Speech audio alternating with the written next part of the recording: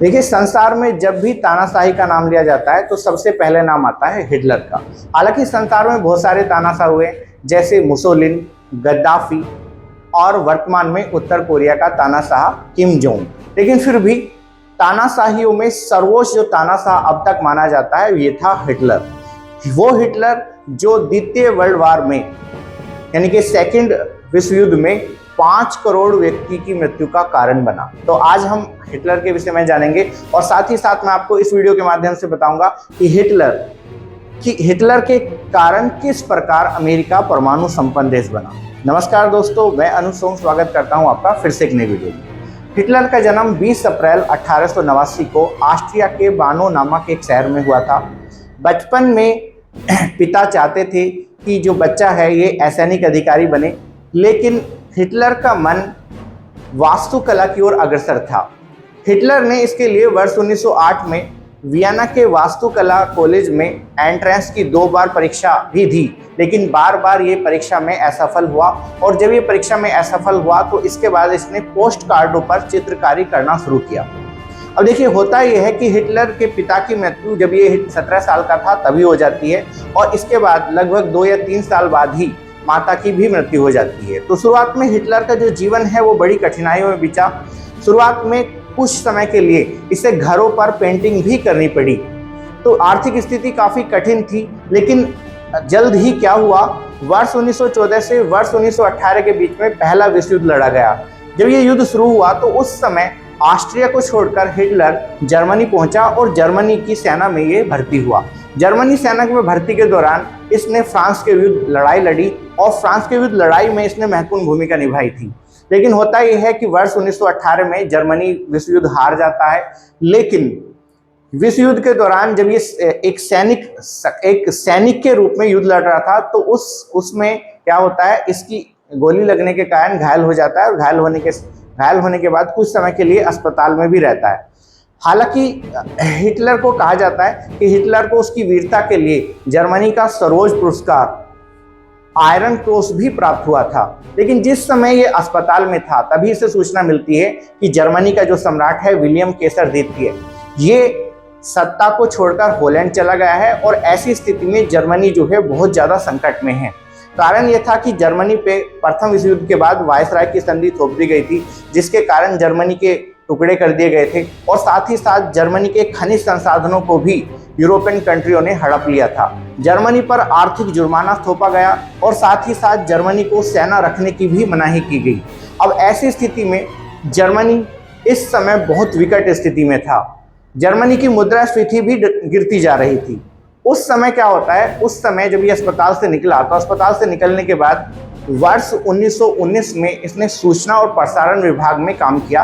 सूचना और प्रसारण विभाग में काम करने का जब इसे कार्य सौंपा गया था तो इसका कार्य ये था कि ये जो विभिन्न पार्टियां उस समय बनी हैं उन पार्टियों की सूचना अधिकारियों तक पहुंचाना। तो इसी समय होता यह है कि इसी समय एक जर्मन वर्क्स पार्टी का एक बंदा था जिसका नाम था एटन ड्रक्सलर।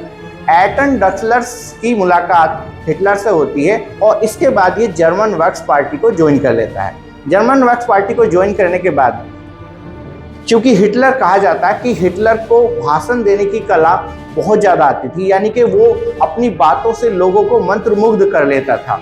इसकी इस प्रतिभा के कारण जर्मन वर्क्स पार्टी में इसका जो पद है वो, यानी कि इसने अपनी प्रतिभा से लोगों को आकर्षित किया और ये धीरे धीरे उच्च पद को प्राप्त करता चला गया। और 2 साल बाद ही वर्ष 1920 में इसने ड्रैक्सलर को हटाकर जर्मन वर्क्स पार्टी पर कब्जा किया और इसका नाम बदलकर राष्ट्रीय समाजवादी जर्मन श्रम दल रखा।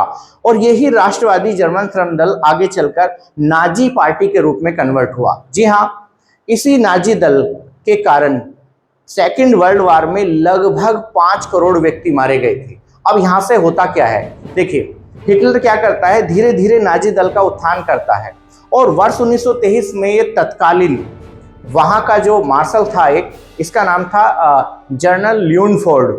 जनरल ल्यूनफोर्ड के साथ मिलकर तत्कालीन जर्मनी सरकार का तख्ता पलट करने का प्रयास हिटलर करता है, लेकिन उस कार्य में ये असफल होता है और उसके बाद जर्मन सरकार के द्वारा इसे 5 साल की सजा होती है। जब ये 5 साल की सजा होती है तो जब 5 साल की सजा के दौरान ही हिटलर के द्वारा अपनी आत्मकथा जिसका नाम था मेन कैंप, और ये मेन कैंप हिंदी में मेरा संघर्ष के नाम से प्रसिद्ध हुई। यही मेन कैंप आगे जाके नाजी दल के लिए बाइबिल का काम इसने किया, और जर्मन के प्रत्येक व्यक्ति को ये अनिवार्य की गई थी कि जो भी जर्मन है और जिसमें विशुद्ध आर्य जाति का रक्त है उसको ये पुस्तक पढ़नी अनिवार्य की गई थी। अब हिटलर ने ये किताब अपनी जेल की यात्रा के दौरान लिखी। हालांकि हिटलर को सजा 5 साल के लिए हुई थी, लेकिन 2 साल बाद ही जेल से इसे रिहा कर दिया गया था। और इसके बाद हिटलर क्या करता है, अपनी नाजी पार्टी को आने के बाद जेल से ये क्या करता है, उसका उत्कर्ष करने का प्रयास करता है। इसके लिए इसने सबसे पहले 2 दलों का गठन किया। इन 2 दल को SA और SS के नाम से जाना जाता था। अब SA यानी कि ईस्टर्न एब्टलिंग के जो सदस्य थे ये भूरी कमीज वाले थे। इनका कार्य था विरोधी पार्टियों का, जो विरोधी पार्टियां हैं उनके खिलाफ दुष्प्रचार करना, साथ ही विरोधी पार्टी जहां भी कोई पार्टी अगर कोई संगठन कहीं बना हुआ है तो उस संगठन को तोड़ना इनका मुख्य कार्य था। और दूसरा जो था जिसका नाम था SH यानी कि सुसिज स्टफलन, इसका कार्य जर्मन के जो यानी कि नाजी पार्टी के जो नेता थे उनकी रक्षा करना था। इन दोनों दलों के कारण हिटलर ने अपना जबरदस्त प्रचार करना शुरू किया। साम दाम दंड भेद हर तरीके से उसने लोगों को प्रभावित करना शुरू किया। चूंकि मैंने आपको बताया है कि हिटलर बोलने में काफी प्रसिद्ध वक्ता था। ये क्या करता था, अपनी लैंग्वेज से यानी कि अपने भाषण देने की कला से लोगों को बड़ी जल्दी प्रभावित करता था। इसके कारण जर्मन लोग इसकी तरफ आकर्षित हुए। इसका एक मेन कारण ये भी था कि प्रथम विश्व युद्ध में आर्थिक स्थिति जर्मनी की बहुत ज्यादा खराब हुई। उसका फायदा सीधा साधा हिटलर ने उठाया। इसने उस समय जर्मनी को एक करने के लिए कहा। इसने कहा कि अगर आप मुझे नेता बनाओगे तो मैं जर्मनी को विश्व का सबसे ज्यादा शक्तिशाली संपन्न देश बनाऊंगा। वर्ष 1936 में जब हिटलर ने भाषण दिया था तो भाषण के दौरान इसने कहा था कि अगर मुझे यूराल पर्वत का खनिज क्षेत्र, साइबेरिया का वन क्षेत्र और यूक्रेन का जो रोटी का क्षेत्र है ये मिल जाए तो पूरी जर्मनी का संसार पे अधिकार होगा।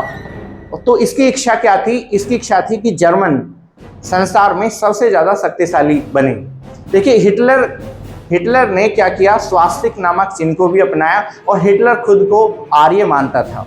ये कहता था कि संसार में आर्य सबसे श्रेष्ठ हैं और आर्यों को हक है कि वो पूरे संसार पे क्या करें, शासन करें। गैबिनो का मत है कि श्वेत जाति सर्वश्रेष्ठ, पीली जाति साधारण तथा नीग्रो जाति निकृष्ट मानी जाती है। अब हिटलर गैबिनो की विचारधारा से प्रेरित था। हिटलर का मानना था कि श्वेत जाति यानी कि आर्य लोग संसार में शासन करने के लिए हुए हैं, और इसके अलावा यहूदियों को वो नीग्रो के समान मानता था। साथ ही साथ मैं आपको बता दूं, जब प्रथम विश्व युद्ध में जर्मनी की हार हुई तो प्रथम विश्व युद्ध में जर्मनी की हार का कारण हिटलर यहूदियों को ही मानता था। और यही कारण था कि हिटलर ने जब ये शासक बना और 1936 के बाद लगभग 60 लाख यहूदियों की मृत्यु का कारण हिटलर बना था। अब होता यह है, हिटलर उत्थान कहाँ से करता है? जैसे मैंने अभी आपको बताया है कि जब ये क्या हुआ, जब ये जेल से छूटा तो जेल से छूटने के बाद ये नाजी दल का उत्थान करने का कार्य करता है। वर्ष 1928 में जब राइख्सटैग जो जर्मनी संसद के नाम है, तो राइख्सटैग के जो चुनाव हुए उसमें नाजी दल को केवल 12 सीट हासिल हुई थी, लेकिन वर्ष 1930 में इसकी सीट बढ़कर 107 होगी। और इसके बाद जब वर्ष 1932 और 33 में राष्ट्रपति का चुनाव हुआ तो राष्ट्रपति के चुनाव में हिटलर दूसरे स्थान पर रहा, और 1933 में हिंडनबर्ग राष्ट्रपति बने। लेकिन यहाँ से हिटलर जर्मनी के निम्न सदन में अपनी पार्टी को सर्वोच्च स्थान प्रदान करता है, क्योंकि हिटलर की जो भाषण देने की कला थी वो बहुत जबरदस्त थी। इसके पीछे क्या था? इसके पीछे एक कारण ये भी था कि वर्ष 1929 और वर्ष 1930 में जर्मनी आर्थिक संकट में डूबा हुआ था। उस समय लोगों को इसने विश्वास दिलाया कि अगर हमारी पार्टी की शासन होता है तो मैं संसार में जर्मन्स को सर्वोच्च बनाऊंगा, और साथ ही साथ आपकी जो आर्थिक स्थिति खराब है, यानी कि जो बेरोजगारी और जो जर्मनी की जो आर्थिक स्थिति खराब हुई थी उसको मैं संपन्न करूं। वर्ष 1933 में हिटलर जर्मनी का प्रधानमंत्री बना, लेकिन इसकी पार्टी को लोकसभा में ज़्यादा बहुमत हासिल नहीं हुआ था, तो इसने दोबारा इलेक्शन कराए, और दोबारा इलेक्शन करने के बाद ये जर्मनी का चांसलर बना और चांसलर बनने के बाद सारी शक्ति इसने अपने पास रखी। अब हुआ ये कि वर्ष 1934 में हिंडनबर्ग की भी मृत्यु हुई और इसके बाद यहाँ से हिटलर पना शुरू होता है। कहने का मतलब है हिटलर क्या बनता है, तानाशाह बन जाता है। इसके बाद उस समय जर्मनी में जितनी भी पार्टियां थी उन सभी पार्टियों को खत्म करने का कार्य हिटलर करना शुरू करता है। उसका मत ये था कि लोकतंत्र विनाशकारी है। इसके अलावा वो उस समय की जो विचारधारा संसार में पैदा हुई थी जिसे साम्यवाद के नाम से जाना जाता है, उससे भी बहुत ज़्यादा असंतुष्ट था और वर्ष 1933 में उसने साम्यवादी जो पार्टी थी जर्मनी में उसको भी क्या कर दिया था, तबाह कर दिया था। उसने कहा था कि साम्यवाद और लोकतंत्र ये शासन के सबसे बुरे स्तंभ हैं और शासन अगर चलाना है तो शासन की सारी शक्ति एक व्यक्ति के हाथ में होनी चाहिए। इसके लिए उसने क्या किया, शासन की सारी शक्ति अपने पास रखी। और इसके अलावा देखिए जर्मनी में उस समय लगभग 18 राज्य थे, तो 18 राज्यों में जो राज्यपाल थे उनकी जो विधानमंडल वगैरह हुआ करती थी उनको सबको ये क्या करता है, नष्ट करता है और सभी जगह पे अपने बंदों को वहां पे ये क्या करता है, नियुक्त। हिटलर के कारण अमेरिका किस प्रकार परमाणु संपन्न बना, इस पर डिस्कस करते हैं। होता यह है कि हिटलर जिम्मेदार मानता था यहूदियों को प्रथम विश्व युद्ध में हार का कारण, मैंने जैसे अभी आपको बताया भी था। अब हुआ ये कि जैसे ही ये जर्मनी का तानाशाह बना तो तानाशाह बनने के बाद हिटलर ने यहूदियों पर अत्याचार करना शुरू किया। कहा यह जाता है कि हिटलर ने यहूदियों पर अत्याचार करने के लिए बहुत सारे गैस चैम्बर बनाए थे और ये कहा जाता है कि लगभग 60 लाख यहूदियों की हत्या के लिए हिटलर जिम्मेदार था। और इसमें इन गैस चैम्बरों में बड़ी ही नृशंस हत्या हिटलर के द्वारा यहूदियों की गई। अब यहाँ से हुआ ये कि बहुत सारे यहूदी जर्मनी से प्लान करके अमेरिका जाके बसे और इन्हीं यहूदियों में एक प्रसिद्ध वैज्ञानिक थे अल्बर्ट आइंस्टीन। अल्बर्ट आइंस्टीन 20वीं सदी के सबसे महान वैज्ञानिक थे और इनके द्वारा एक सूत्र दिया गया है जो विश्व प्रसिद्ध है। ये है E = mc²। इसका साधारण सी लैंग्वेज में अर्थ ये है कि किसी पदार्थ में ऊर्जा उसके द्रव्यमान के कारण है और द्रव्यमान में अगर क्षति होती है तो ये क्षति ऊर्जा में कन्वर्ट हो जाती है। देखिए अब यहाँ पे होता यह है कि इसी विचारधारा को फॉलो करने के बाद वर्ष 1942 में स्ट्रासमैन और वान नामक 2 यहूदियों के द्वारा क्या होता है, परमाणु के नाभिक को तोड़ दिया जाता है। कारण ये था कि परमाणु के नाभिक की खोज रदरफोर्ड ने की थी और रदरफोर्ड ने royal Asiatic society royal society के समक्ष कहा था कि मनुष्य को कभी भी परमाणु शक्ति हासिल नहीं होगी। और उसने कहा था कि आइंस्टीन का जो सिद्धांत है, ये तो गड़बड़ होगी। देखिए रदरफोर्ड ने रॉयल सोसाइटी के समक्ष कहा था कि मनुष्य को कभी भी परमाणु शक्ति हासिल नहीं होगी। उसका मानना यह था कि आइंस्टीन का जो सिद्धांत है ये विफल हो जाएगा, किंतु ऐसा नहीं हुआ। वर्ष 1942 में स्ट्रासमैन और होर्न ने नाभिक को तोड़ दिया और जैसे मैंने आपको बताया है कि जैसे ही नाभिक टूटा यानी कि द्रव्यमान में क्षति हुई तो द्रव्यमान में क्षति काय में कन्वर्ट हुई, ऊर्जा में कन्वर्ट हुई। अब इसके बाद इसी विचारधारा से प्रभावित होकर आगे जाकर रॉबर्ट ओपनहीमर ने वर्ष 1945 में परमाणु बम बनाया था और ये रॉबर्ट ओपनहीमर भी यहूदी थे और इनके पिता भी जर्मन मूल के ही थे। और इस तरीके से क्या होता है, अमेरिका एक परमाणु संपन्न देश बनता है। यानी कि अगर हिटलर यहूदियों को देश से निकालता नहीं तो यही यहूदी सबसे पहले जर्मनी को परमाणु संपन्न देश भी बना सकते थे, लेकिन इतिहास में किंतु परंतु का कोई स्थान नहीं है। चलिए अब आगे बताता हूं मैं। देखिए हुआ ये कि वर्ष 1939 में 1 सितंबर को जर्मनी ने पोलैंड पर आक्रमण किया और इसी के साथ ही द्वितीय विश्व युद्ध की शुरुआत होती है। अब द्वितीय विश्व युद्ध में 2 गुट बने, एक गुट मित्र राष्ट्र और दूसरा गुट ध्रुव राष्ट्र कहलाया। ध्रुव राष्ट्र में जर्मनी, इटली और जापान प्रमुख थे। मित्र राष्ट्रों में फ्रांस, आपका ब्रिटेन, अमेरिका जैसे देश थे। रसिया भी मित्र राष्ट्रों में था।